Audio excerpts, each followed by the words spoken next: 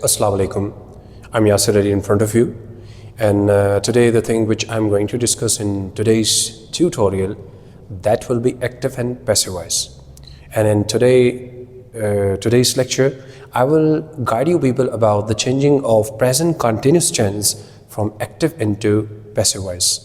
मेरे previous lecture में आपको याद होगा कि हमने प्रेजेंट इंडेफिनिट टेंस को चेंज किया, लेकिन आज जिस टेंस को मैं चेंज करने जा रहा हूँ एक्टिव से पैसिव वॉइस में, वो है द प्रेजेंट कंटिन्यूअस टेंस। तो आइए चलते हैं अपने टॉपिक की तरफ, और वो है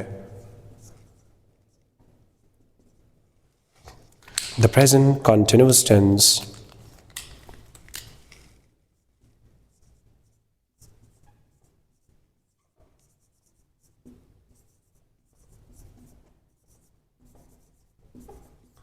The present continuous tense from active into active voice into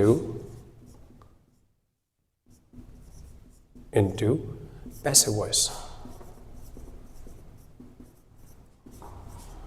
अच्छा व्यूअर्स, आपको याद होगा कि एक्टिव और पैसिव वॉइस के लेक्चर्स को शुरू करने से पहले I taught the basic rules and regulations.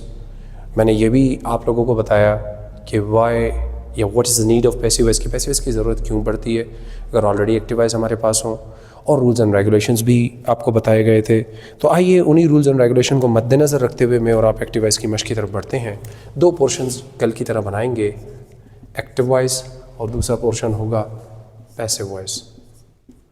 देखें, एक्टिव वॉइस की अगर बात करते हैं तो it means the same tense. Verb हमारे पास क्या था और हेल्पिंग वर्ब्स हमारे पास क्या थे। अगर मैं बात करता हूँ the present continuous tense, in the present continuous tense we use first form of the verb plus ING. तो वर्ब के साथ हम यानी फोर्थ फॉर्म का इस्तेमाल करते हैं प्रेजेंट कंटिन्यूअस टेंस में, और हमारे पास हेल्पिंग वर्ब्स हैं इज़, आर, एम, यानी इसके बारे में वाकिफ़ हैं। With he, she, it and with the singular names हम इस्तेमाल करते हैं इसको, they, we, you and with the plural names हम इस्तेमाल करते हैं आर को, एंड जस्ट विद आई हम इस्तेमाल करते हैं एम को। आते हैं पैसिव वॉइस पोर्शन की जानिब। तो पैसिव वॉइस पोर्शन में हमारे पास अगर हम बात करें वर्ब की और हेल्पिंग वर्ब्स की, तो आप जानते हैं कि पैसिव वॉइस में और एक्टिव वॉइस में फ़र्क तो होता है। पैसिव वॉइस में आपको मैंने बताया था कि we always use which form, third form, यानी three V, third form of the verb, और हेल्पिंग वर्ब्स बन जाते हैं is being, are being and am being. तो यहाँ पर हमारे पास इस्तेमाल होते हैं तीन मामून अफ़आल। ठीक हो गया जी। आइए मैं आपको इनकी एक प्रैक्टिस करके दिखा देता हूँ so that you may not have any sort of issue.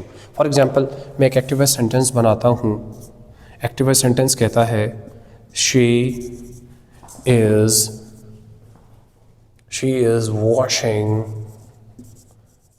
Washing the clothes, या she is washing the floor, she is washing the clothes, वो कपड़े धो रही है। अब याद रखें यहाँ पर क्या है, ये है subject, this is your helping verb, this is your fourth form of the verb, and the clothes ये आपके ऑब्जेक्ट के तौर पर काम कर रहा है। अगर मैं रूल्स को रिपीट करना शुरू करूँ तो आपके सामने आपको याद होगा, सबसे पहली बात है ऑब्जेक्ट चेंजेस इनटू सब्जेक्ट। तो हमारा ऑब्जेक्ट रहा द क्लॉथ्स, तो हम इसको यहाँ पर ले आते हैं द क्लॉथ्स। अब चूँकि आपको पता है कि सिंगुलर नेम है, प्लूरल है, हमें ये जज करना होता है। अब द क्लॉथ्स के साथ इस बीइंग, आर बीइंग, एम भी लगेगा डेफिनेटली, चूँकि ये जमा नाम है, प्लूरल है, तो हम लगाएंगे द क्लॉथ्स आर बीइंग। जब आपने बीइंग लगाया तो क्या हुआ, आपने आईएनजी फॉर्म को कैंसिल कर दिया।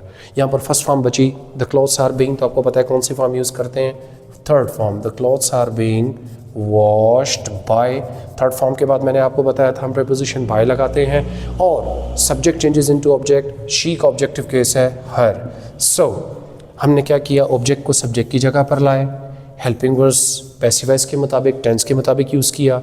हमने आईएनजी फॉर्म की कन्वर्जन के बाद इसको थर्ड फॉर्म में चेंज किया। After third form I use by and then object, यानी she is washing the clothes, वो कपड़े धो रही है, और पैसिव वॉइस में the clothes are being washed by her, कपड़े धोए जा रहे हैं उसके ज़रिए। आइए एक सेंटेंस और बनाते हैं, एक्टिव वॉइस जुमला,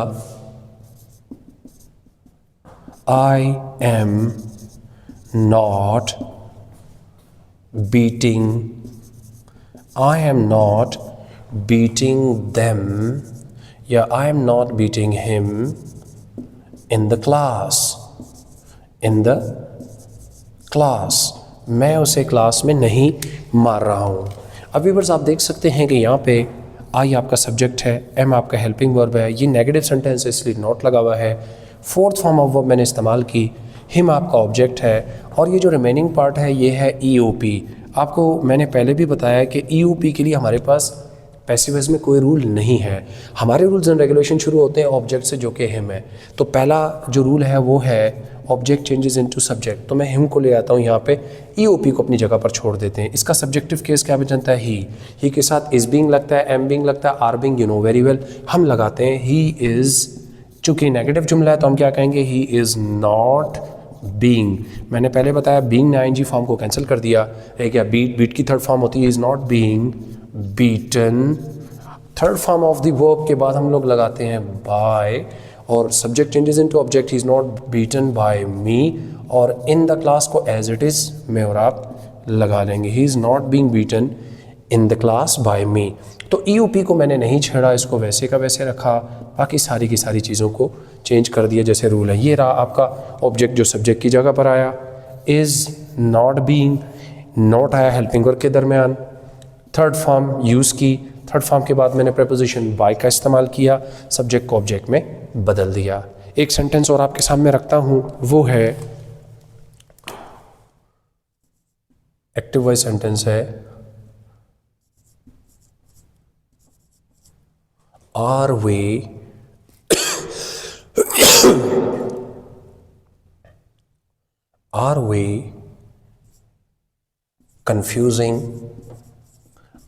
confusing our teachers?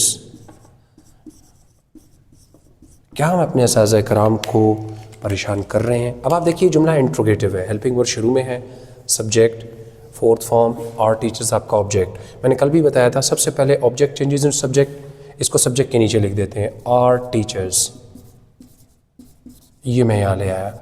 अब ये देखिए इंट्रोगेटिव था, इससे पहले भी हेल्पिंग वर्ब है, पैसिव वॉइस में अपना ही हेल्पिंग वर्ब होता है। चूँकि ये जमा है तो पैसिव वॉइस में हम क्या करेंगे? आर टीचर्स बीइंग ने क्या किया? फिर से आके ING फॉर्म को कैंसिल किया।